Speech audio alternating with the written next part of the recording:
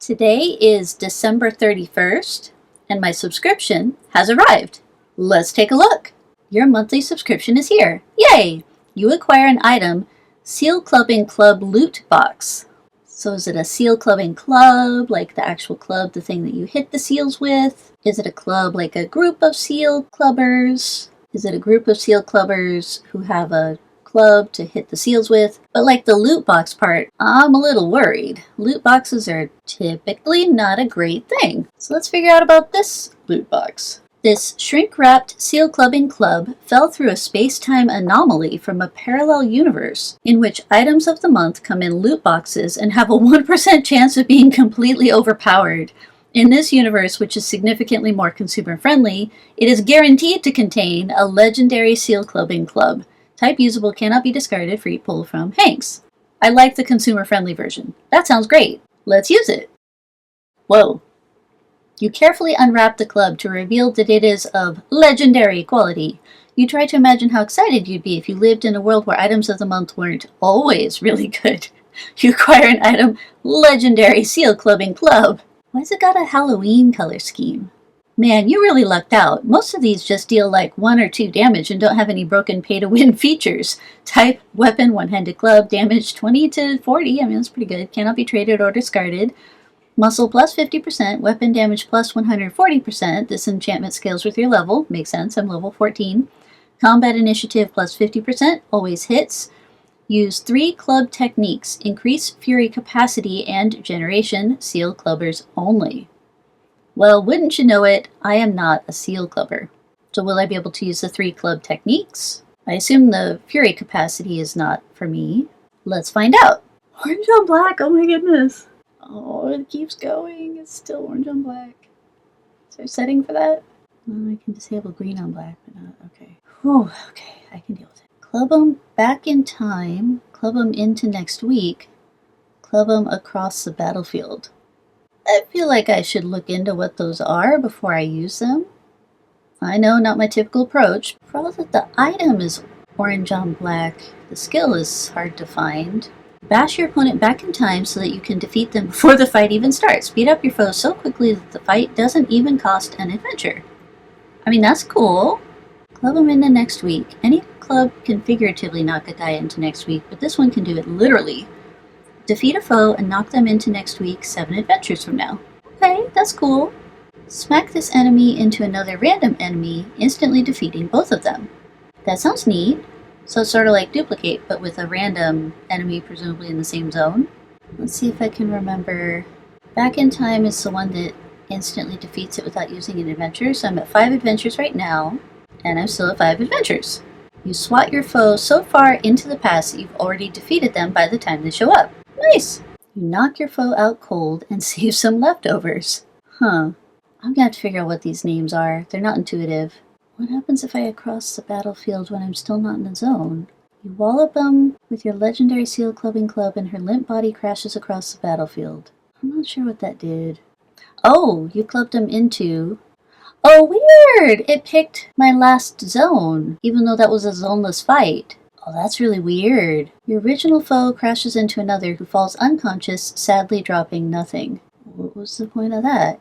So I fought a zoneless monster, but it let me crash it across the battlefield into a monster from my last zone who dropped nothing. And I just got a little bit of stats. That is super confusing. I'm not sure I understand the point of that. Okay. So I just spent a bunch of adventures in a different zone. I never did see the copy that I was looking for. And then I went back to the smoldering pelvis, and there she is. But I like that I can still fight her, so can I do it again? Looks like I can. Club them in the next week. You knock your foe out cold and save some leftovers. That just sounds wrong. Hey, there we go. Let's do it again. Nice. And again. Alright, let's try the crashing with a native monster. Maybe that will be different. Oh, I didn't notice if that took an adventure. We have 2 of those.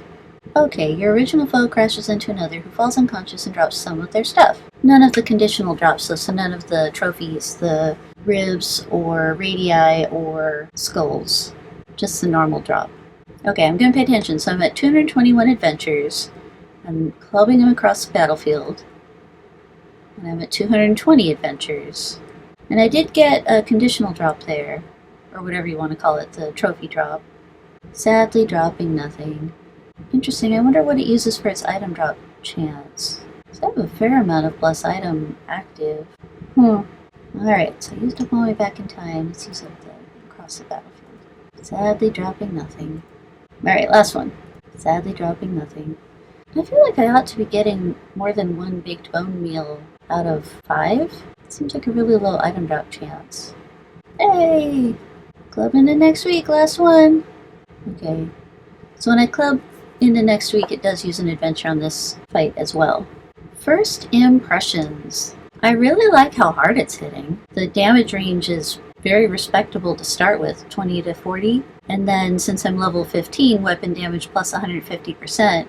The half-buried skeleton is a pretty tough opponent, but I was taking it down in 3 hits or so most of the time, which even my June Cleaver isn't that good off the bat. The June Cleaver does improve as you use it, so towards the end of the day, maybe I'm just 1-hit knockout, but this one seems like it's doing a really great job.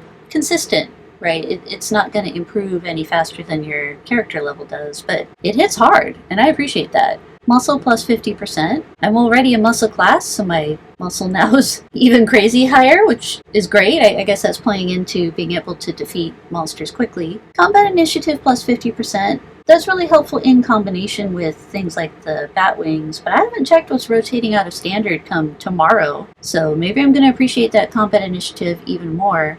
Always hits. Love it. I really love not missing when I'm trying to aim at a monster, so I really appreciate that. It feels like a small thing, but it makes the gameplay more consistent, and especially when I play manually and I'm clicking every time, I like that I don't have to click again, right, because I missed. So I really appreciate always hits. And the 3 club techniques, I feel like there's probably something I'm missing, at least for the knock across the battlefield. The one that is a free kill, I mean, that's just great. I always like free kills, and it's 5 of them every day, which I will absolutely use.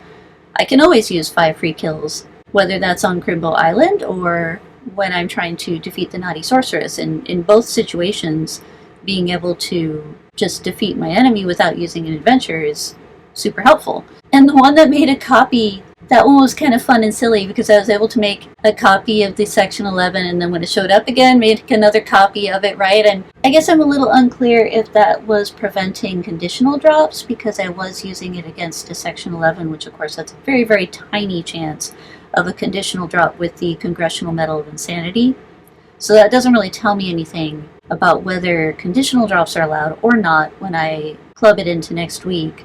So I probably ought to have tried it with the Crimbo monsters, but I was having too much fun with that Section 11, just copying her over and over again in a chain. But yeah, I'm not sure what that does to your conditional drops, and that's kind of important, right? Because the reason I want to make a copy of the Section 11 is because I want a small chance at that Congressional Medal. So yeah, I'm really curious about that. But just in an Ascension context, being able to make copies in that way, super helpful, right? I can get my 5 lobster frogmans, or 3 dairy goats, or, you know, whatever monster it turns out I need. So that's really neat because it's not like the spooky VHS tapes where once you copy a monster with a spooky VHS tape, when it comes back, it instantly dies. So that means I don't have another chance to copy it with another spooky VHS tape, right?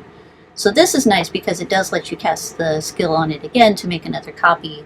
And it looks like normal drops were totally on the table with those copies because I did see the military orb and the spirit of Veterans Day. So that will be great in an Ascension context. I'm not sure about conditional drops. So maybe tomorrow I can try it with the Crimbo monsters and see if I get trophies when I knock them into next week. And yeah, that knock across the battlefield, I was kind of unclear what was going on there. Because I got an item drop once, but not the other 4 times, which doesn't seem great. And I feel like I'm missing something. But I'm going to have a lot of fun playing with this. I really like it. I disagree that this is a broken pay-to-win feature. I think that this is all iterative. It's not broken pay-to-win. It is a nice set of features packaged together. And I'm going to have a lot of fun playing with it, and this gives me a reason to ascend into a Seal Clubber, just to see how the Fury capacity and generation works. It's going to be a lot of fun. Thanks for watching!